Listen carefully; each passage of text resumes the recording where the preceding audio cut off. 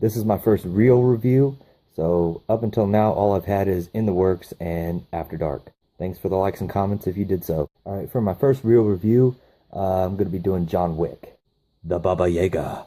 So first thing all I have to say about John Wick is it's a good f***ing movie. Immensely better than I thought it was going to be. Right off the bat, this movie knows what it is and doesn't try to be anything else. It doesn't try to be too deep or get too emotional with whatever it is. It's a straight up action movie from pretty much beginning to end. So to start off by saying, there's only a little bit of setup and then the movie hits the ground running. Once the action starts, it doesn't stop until the end. Okay, so it starts off with him waking up in bed alone and little flashes of his wife and everything. Any day, it's kind of gloomy. It has him doing his little morning routine, and then it jumps to his wife's funeral. Apparently she died of cancer or something. They didn't really go into the details of what she had. All is known about it is that they knew she was going to die, so they had some time to prepare. Okay, so it jumps to the night that he goes home from his wife's funeral, and there's a knock at the door. And it's a package from his wife. It's a kennel with a little dog inside of it, and a rather sad note from his wife, basically saying how much I know you're going to grieve and mourn me when I'm gone. Here's some company so you don't have to go at it alone. Love always, la la la la la. Pretty much a P.S. I love you moment. So he goes through the whole nightly routine, sets up a little bed for the dog and everything like that. And then the next morning, you know, the dog wakes him up and everything like that, and because he didn't know he was going to be getting a dog, he didn't have any food for it, so he fed it cereal. And then they go to town in his 69 Boss Mustang, completely restored, beautiful, and I'm not even a Mustang guy.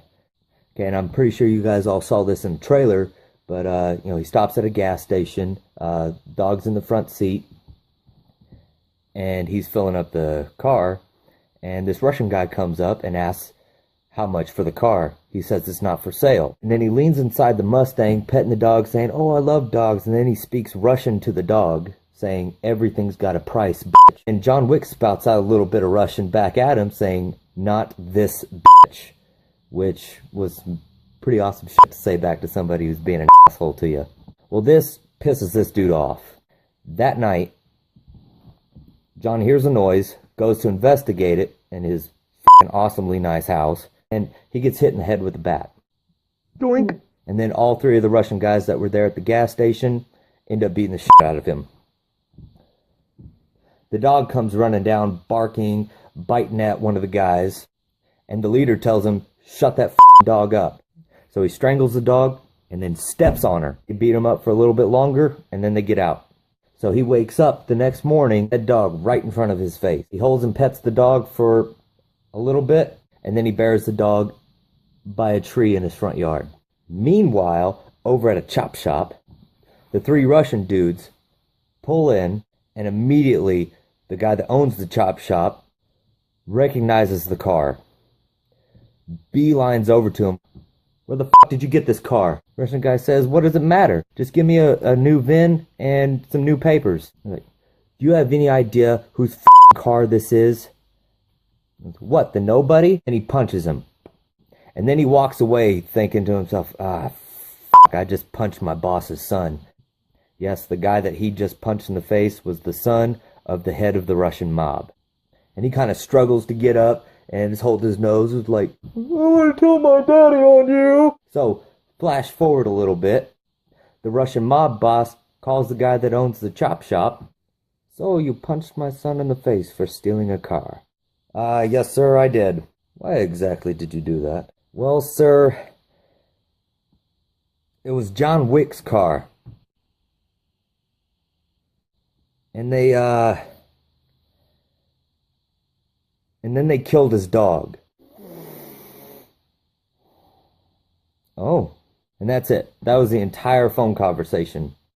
So, right away, you're already starting to get a glimpse of who this guy really is and how much weight his name carries. So apparently later that night, the mob boss invited his son up to his penthouse and asked him, "Did you steal a car?" And he goes, "Yeah, so what?" Well, he hands his son a drink, him shoot it down, sucks him in the gut. Kid falls down, throws up, gets right in his face. "Do you know whose fucking car you stole.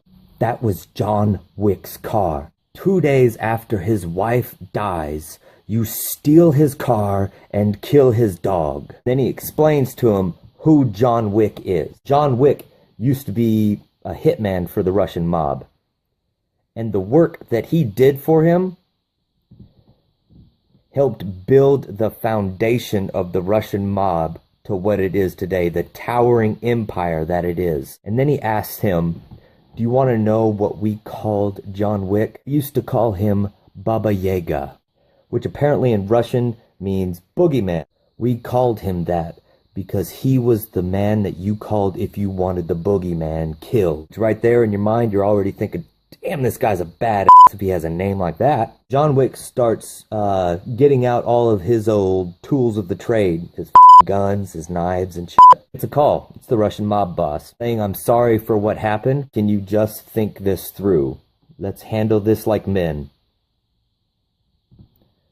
John Wick just kind of sits there on the phone, quiet, doesn't say anything during the phone conversation, and just hangs up. Now the movie has started. That's about all the setup that there is. That's like the first maybe 10 minutes. So the Russian mob boss sends a team of 12 to take care of John Wick. John Wick gets all snazzied up in a suit and just waits. The thing I love about this movie is the cinematography. The angles, the visualization is all great. The lighting is top notch. It just has this color palette to it that gives it this just eerie tone to it, like, you know, what's going to happen next. But the place where this movie really started to shine was the fight choreography. More often than not in movies nowadays, the fight choreography is, let's get as close as we can and start shaking the camera around. Can you see me fighting? Yeah, I'm fighting. I'm having a good time. Yeah, like that. Can't really see anything, can you? No, this movie pulls back and lets you see the fight, lets you see everything that's going on. It isn't like one of those kung fu movies where it's just like, you know, there's a lot of unnecessary movements, you know, oh, karate noises. No, it's nothing like that. Every move that is made is executed to kill. It's very tactical and it's very brutal. And oh my God, when you're watching it, you're going to want to rewind to the beginning of the fight just to watch it all over again. And now you want to see exactly what happened, every killing move that happened. I love this movie. There's no like little plot twists or anything like that. It's a straight up revenge flick. And Keanu Reeves says one of the coldest lines that I've heard in a long while in a movie. Like, he says something that if it was said to you would probably put fear into your heart. Make this right. Give me your son, or die screaming next to him. That's some cold shit. And all, great movie to watch. Definitely recommend it if you haven't seen it. Definite must own on your DVD or Blu-ray shelf. So let me know if you saw it. Let me know what you thought of it. Comment down below. Like, share. And if you ever want to rewatch one of our videos, but you don't want to scroll through days and days and days of posts, go ahead and head over to YouTube. We're the only one. So go ahead and subscribe and share with your friends. This has been Real Reviews with Danny Haynes. Catch you later.